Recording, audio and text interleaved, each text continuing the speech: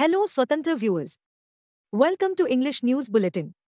I am Mahima, bringing you the latest updates.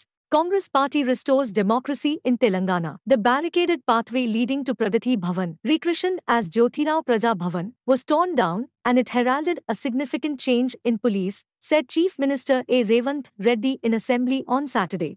The Congress party restored democracy in Telangana. He was replying to the debate on the motion of thanks to the governor's address to the joint session of the legislature. The demotion of barricades led to people making a beeline to the Praja Bhavan to submit their grievances. The Chief Minister expressed the hope that there would be a change in attitude among the Bharat Rashtra Samiti or BRS leaders after its defeat in the assembly elections. The people gave their verdict against the family rule perpetuated by the BR government headed by K. Chandrasekhar Rao. The freedom to question those in public life cannot be denied, he said. మీకు గతాన్ని గుర్తు చేయదలుచుకున్నా ఆనాడు హోంమంత్రి మహమూద్ అలీ గారు అక్కడికి వెళ్ళి ముఖ్యమంత్రి గారిని కలవడానికి వెళితే ఒక హోంగార్డు మీకు అనుమతి లేదు, మీకు ప్రవేశము లేదు, మిమ్మల్ని లోనికి రానివ్వము అని చెప్పి వారిని అవమానించి ఒక హోంగార్డు హోంమంత్రిని వెనక్కి తిప్పి పంపించిన చరిత్ర పుటలలో నిక్షిప్తమై ఉన్నది. ఈటల రాజేందర్ గారు ముఖ్యమంత్రిని కలవడానికి అక్కడికి వెళితే అక్కడ ఉన్న పోలీసు సిబ్బంది ప్రగతి భవన్లకు ప్రవేశం లేదని తన సహచర మంత్రిని అవమానించి ఆ మంత్రే స్వయంగా కన్నీళ్లు పెట్టి ఈ ఆవేదనను ఈ దుఃఖాన్ని లోపల అదిమి పెట్టుకున్న విషయాన్ని తెలంగాణ సమాజమంతా దీన్ని గమనించింది.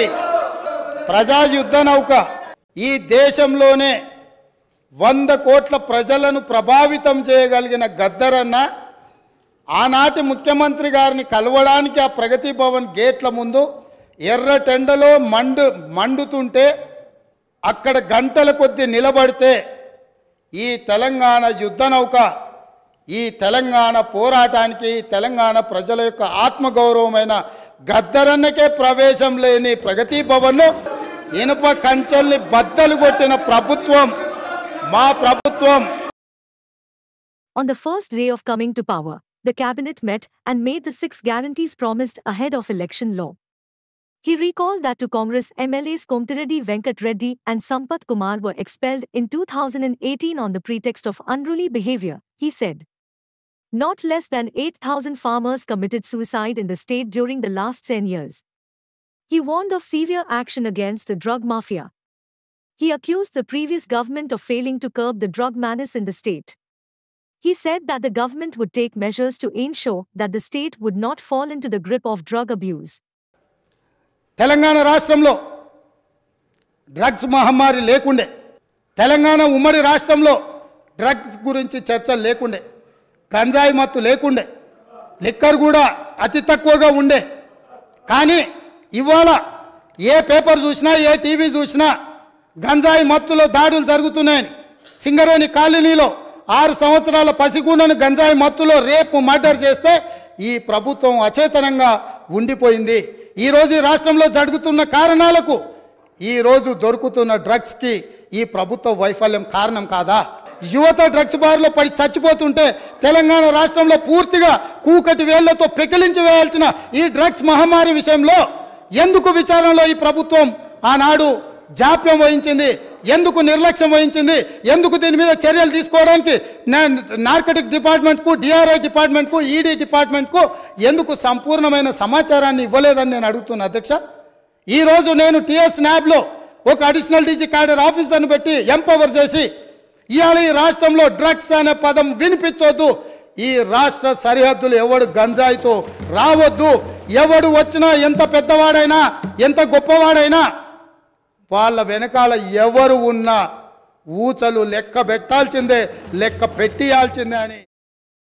KTR described Gov's address as politically bankrupt. Telangana Governor Tamilisai Soundarajan's address to the House came in for severe criticism from former minister and BRS working president K.T. Rama Rao, who termed it as politically bankrupt.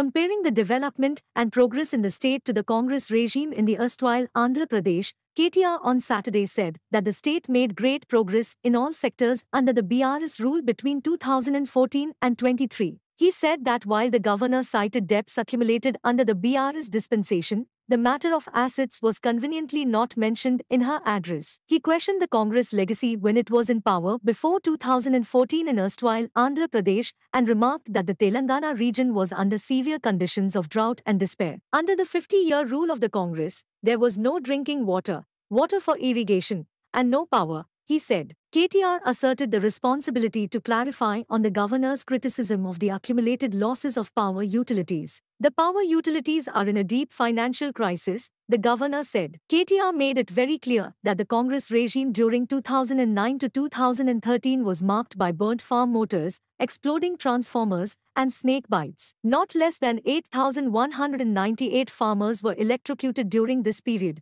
he pointed out. During the 10-year BRS rule, the migration of people from Palamur to big cities in search of livelihood came to a stop. The people in Nalgonda were liberated from the menace of fluoride menace. Reverse migration has started. Farm workers from 14 states came to Telangana for transplantation operations, KTR observed. The Congress party promised free travel for women in state-owned TSRTC buses to get votes and also promised gold under the Kalyana Lakshmi scheme, he said. He urged the Congress government to fulfill all promises.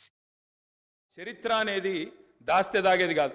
అధ్యక్ష ప్రగతి భవన్కు పోయి అక్కడ కేసీఆర్ గారి పేరు మీద మట్టి పూయంగానే చరిత్ర మరుగున పడిపోదు అధ్యక్ష. తప్పకుండా వాస్తవాలుగానే ఉంటాయి. వాస్తవం ఏంది అంటే 50 ఏళ్ల గోస తర్వాత కలిసొచ్చే కాలానికి నడిసొచ్చే కొడుకు కేసీఆర్ తెలంగాణకు, తెలంగాణ తల్లిని దాస్య శృంఖలాలు తెంచిన కొడుకు కేసీఆర్ గారు అధ్యక్ష. వాళ్ళ వారు మాట్లాడినారు గవర్నర్ గారు. మార్పు మొదలైంది, నిర్బంధం పోయింది అన్నారు. అవును అధ్యక్ష, మార్పు మొదలైంది, నిర్బంధం పోయింది. ఎప్పుడు పోయింది అధ్యక్ష నిర్బంధం? జూన్ 2, 2014. జూన్ 2, 2014 నాడు దాస్య శృంఖలాల నుంచి శ్రీశ్రీ గారు చెప్పినారు అధ్యక్ష, బానిసకొక బానిస అని. దరిద్రం ఏంటంటే అధ్యక్ష, గతంలో మనల్ని పీడించిన వాళ్ళు పోయినారు, కానీ వాళ్ళ పేర్లు తెలుసుకునే వాళ్ళు ఇంకా అక్కడే ఉన్నారు అధ్యక్ష. అది బానిసకొక బానిస అంటే కదా అధ్యక్ష. మేము 39 మంది ఉన్నాం, వాళ్ళు 64 మంది ఉన్నారు, మిడిసిపడుతున్నారు అధ్యక్ష. ఎంత అధ్యక్ష తేడా? 1.85% ఓటు మాత్రమే. 1.85%. Former Minister and BRS leader T. Harish Rao on Saturday took exception to Chief Minister A. Revanth Reddy's comment on the floor of the Assembly. The Chief Minister's comments seemed to be misleading the House, he felt. He was speaking during the debate on the motion of thanks on the Governor's address to a joint session of the legislature. It was not correct to say that the Congress government in 2004 appointed Harish Rao as minister. The Chief Minister had made comments which could be aimed at misleading the House. He denied that the then Telangana Rashtra Samiti or TRS leaders failed to raise their voices against the Pothireddy project when Y.S. Rajshekhara Reddy was Chief Minister. Harish Rao recalled that the TRS minister had quit their cabinet post within 14 months after joining the YSR cabinet. He challenged the Chief Minister to make the Assembly records public to check the facts. The TRS ministers in the YSR cabinet quit because the then government had resorted to fake encounters against the Naxalites under the guise of talks with the extremists. The TRS legislators protested over the then government diverting water to Rayalaseema and denying jobs to sons of the soil, Harish Rao said. He further said that the then TRS, which was later rechristened as Bharat Rashtra Samiti or BRS, had infused new life into the Congress in the 2004 elections. The Congress won the election in 2004 because of the TRS support, he observed. రాష్ట్ర ప్రభుత్వం ఈ రోజు మొదటి రోజే శాసనసభలో ప్రతిపక్షం యొక్క గొంతు నొక్కుతూ ప్రజాస్వామ్యాన్ని అపహాస్యం చేసే విధంగా ప్రజాస్వామ్యాన్ని శాసనసభ సాక్షిగా ఖూనీ చేయడం జరిగింది. ప్రధాన ప్రతిపక్షంగా ఉన్నటువంటి బీఆర్ఎస్ పార్టీకి కనీసం రెండవ వ్యక్తికి అవకాశం ఇవ్వలేదు, క్లారిఫికేషన్ కూడా అవకాశం ఇవ్వలేదు. క్లారిఫికేషన్ కి అవకాశం ఇవ్వకపోవడమే కాక మేము ప్రొటెస్ట్ తెలియజేస్తాము. ప్రొటెస్ట్ అనేది it is the right of the member, it is the right of the opposition. కానీ ప్రొటెస్ట్ కూడా అవకాశం ఇవ్వకుండా సభను వాయిదా వేసుకొని ప్రభుత్వం పారిపోయింది. రోజు ఇది చాలా దురదృష్టకరం. సభలో ఇతర విపక్షాలు ఎంఐఎం బీజేపీలకు కూడా క్లారిఫికేషన్ కు అవకాశం ఇవ్వకుండా సభను వాయిదా వేసుకొని ఈ రోజు ఏకపక్షంగా బుల్డోజ్ చేసుకొని ప్రభుత్వం పారిపోయిన తీరును ప్రజలు గమనిస్తా ఉన్నారు. ఎందుకు ప్రభుత్వం భయపడ్డది? ముఖ్యమంత్రి గారు చాలా సేపు మాట్లాడుతూ స్వీపింగ్ రిమార్క్స్ చేశారు. అన్ని కూడా సత్య దూరమైనటువంటి విషయాలు చెప్పారు. అబద్ధాలను గోబల్స్ ను చెప్పే ప్రయత్నం చేసినారు. ఇవాళ ఎన్నికల్లో ఎట్లయితే ఏదైతే కాంగ్రెస్ పార్టీ ఒక అబద్ధాన్ని 100 సార్లు చెప్తే నిజమైందనే రీతిలో వ్యవహరించిందో శాసనసభలో కూడా పూర్తి అబద్ధాలను, అవాస్తవాలను, సత్యదూరమైన విషయాలను చెప్తూ సభ ద్వారా ఈ రాష్ట్ర ప్రజల్ని తప్పుదోవ పట్టించే ప్రయత్నం చేసినారు. Telangana Assembly Speaker Gaddam Prasad Kumar on Saturday recognized Bharat Rashtra Samiti President and former Chief Minister K. Chandrasekhar Rao as the leader of opposition in the Assembly. The Speaker made an announcement to this effect. Bharat Rashtra Samiti, BRS, President and former Telangana Chief Minister K. Chandrasekhar Rao was on Saturday recognized as the leader of opposition in the Assembly. The announcement was made by Speaker Gaddam Prasad Kumar in the House. The BRS has 39 MLAs. The announcement came ahead of the debate on the motion of thanks to Governor Tamilisai Soundarajan's address the joint session of legislature on Friday. Members of this House, a true copy of the address has been laid on the table of House.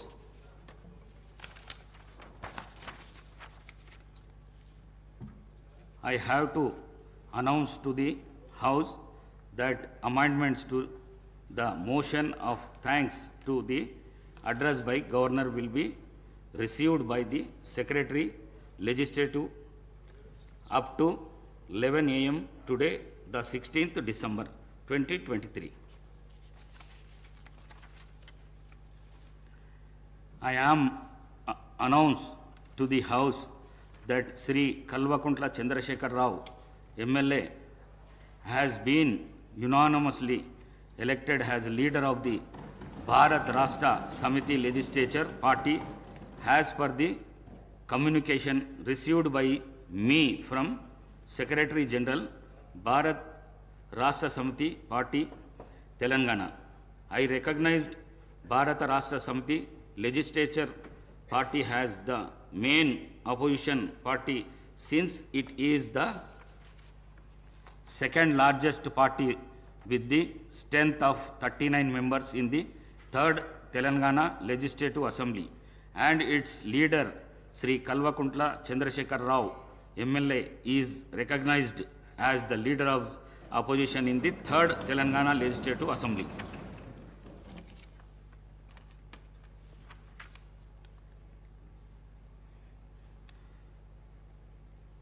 Motion of thanks on an address by the Honorable Governor. Now I request Dr. T. Ramon Reddy to move the motion. Speaker sir, that an address be presented to the Governor as follows. That the members of Telangana Legislative Assembly assembled at the first session are deeply grateful to the Governor for the address which he has been pleased to deliver to the members of 3rd Telangana Legislative Assembly on 15/12/2023.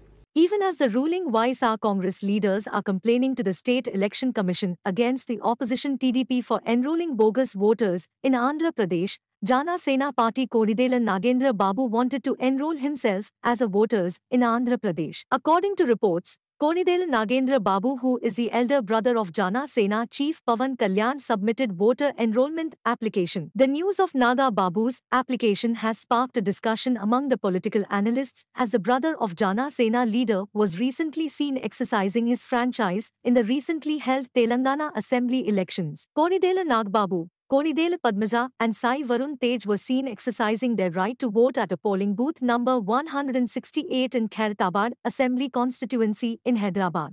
After 7 years of delays and revisions, the much-anticipated Visakhapatnam Light Metro Rail project has finally gained momentum.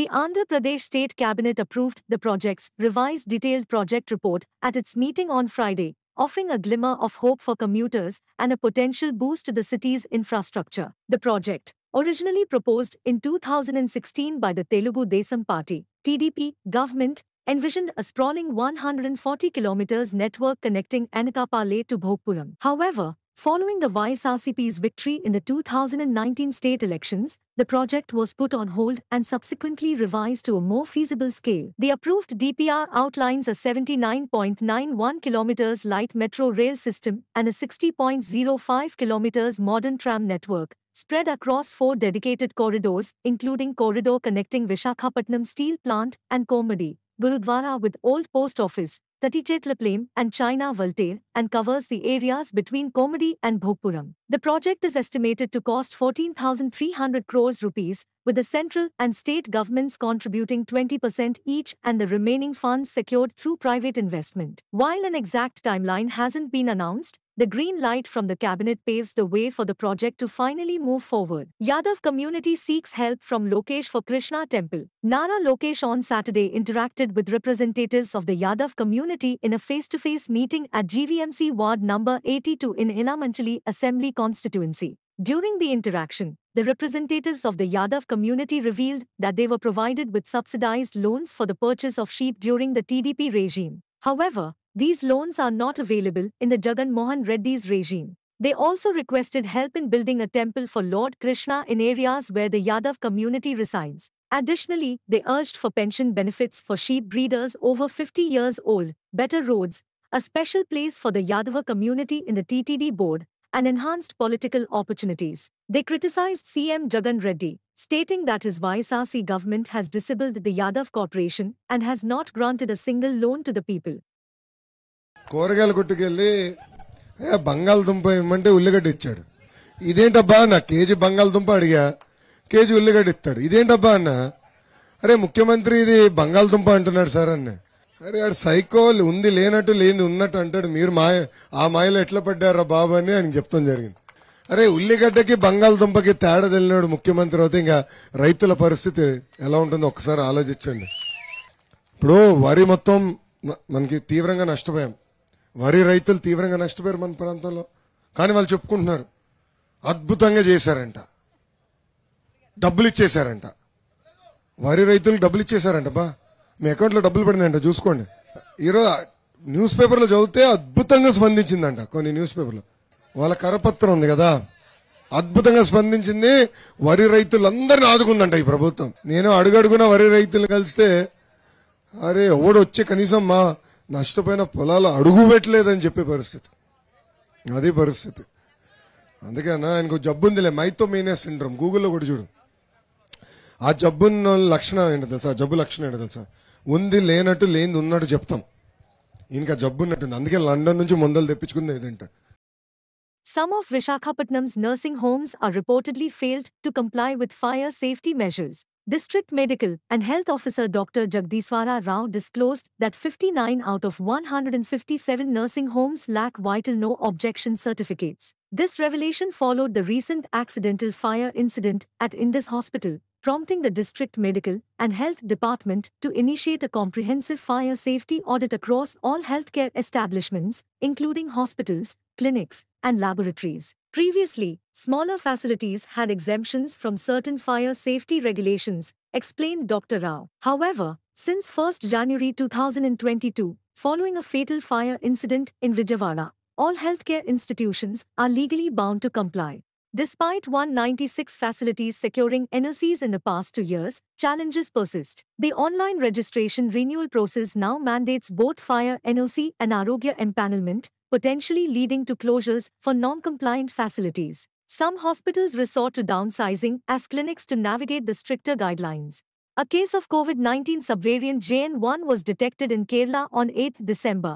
Official sources said on Saturday. The sample from a 79-year-old woman had returned a positive result in an RT-PCR test on 18 November, they said, adding that she had mild symptoms of influenza-like illnesses and had recovered from COVID-19. A case of COVID-19 subvariant JN1 was detected in Kerala on 8 December, official sources said on Saturday. The sample from a 79-year-old woman had returned a positive result in an RT-PCR test on 18 November, they said, adding that she had mild symptoms of influenza-like illnesses, ILI, and had recovered from COVID-19. Advertisement. More than 90% of the COVID-19 cases in India at present are mild and they are in home isolation, the sources said. Initial data, however, suggests that updated vaccines and treatments will still offer protection against JN.1 substrain, the source stated.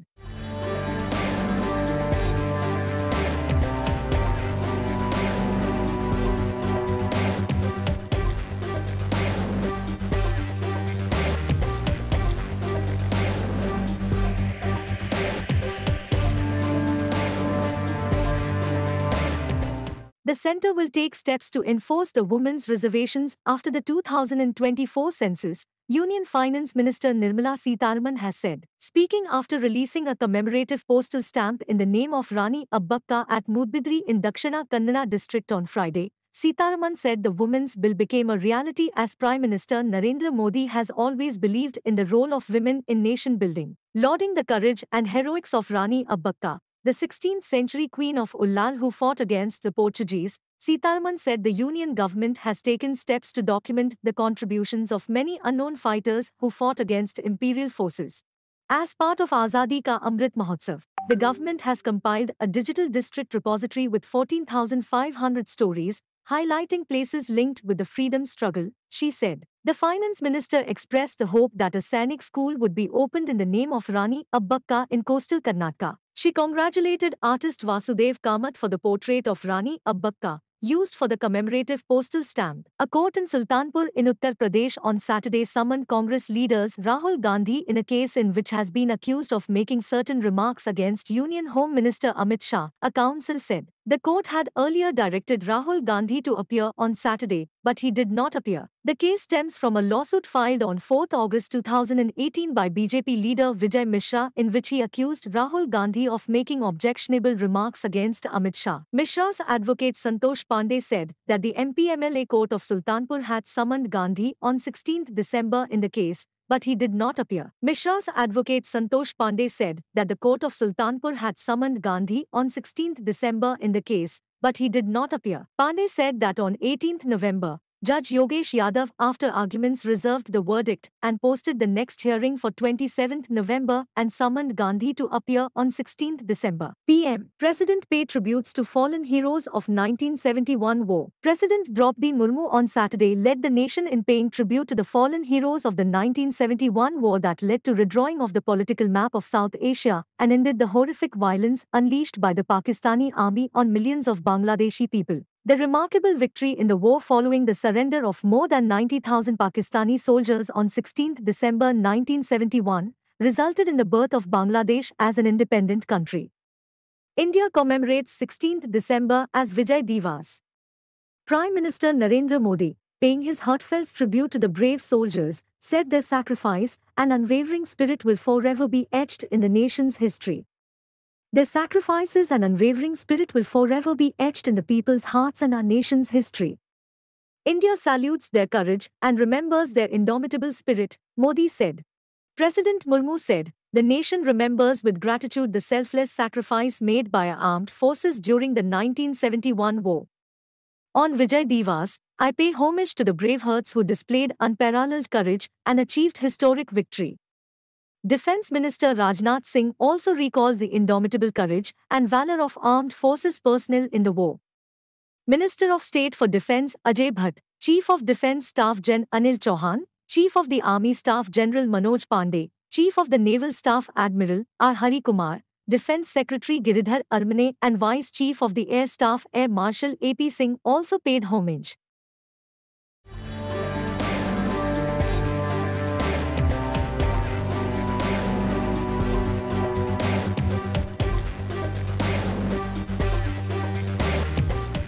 Junior doctors threaten to go on strike. The Telangana Junior Doctors Association or Tajuda on Saturday threatened to go on a strike from 19 December if their demands are not met. In a letter to the Telangana Director of Medical Education, Juda K. Ramesh Reddy said that there was a delay in paying stipends for second and third year junior residents and house surgeons since September.